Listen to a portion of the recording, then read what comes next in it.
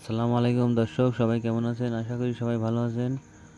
আমাদের রাজা বাচ্চার মনে হয় ওর মায়ের দুধে হয় না, সেই জন্য আমি এক্সট্রাভাবে দুধ এনে ওদের কিছু খাওয়ার জন্য দিচ্ছি।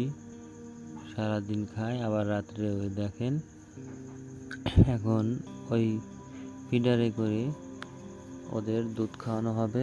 দেখেন কত সুন্দর করে খায়, কারণ ওর মায়ের যে দুধটুকু হয় সেটাই মনে হয় ওদের পেট ভরে না, সেই জন্য আমি প্রতিদিন কিছু দুধ এনে ওদের খাওয়ানোর চেষ্টা করি।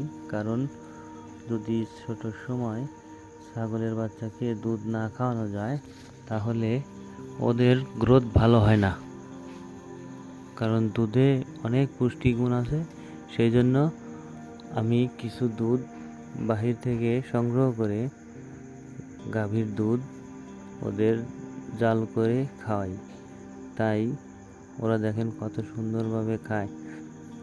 মনে হচ্ছে ওদের পেটে অনেক ক্ষুধা, সেই জন্য খাওয়ার জন্য ছটফট করছে।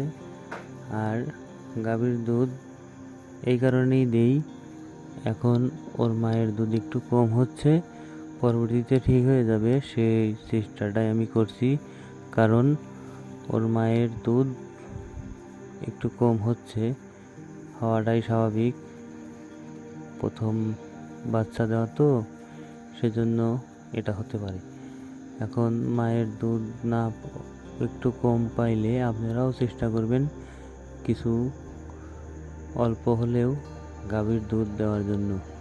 দিলে ওরা খেয়ে পেটটা ভরে আরামে ঘুম দেবে এবং ওদের গ্রোথ ভালো হবে। তাই আজ এ পর্যন্তই, সবাই ভালো থাকবেন। আল্লাহ হাফেজ।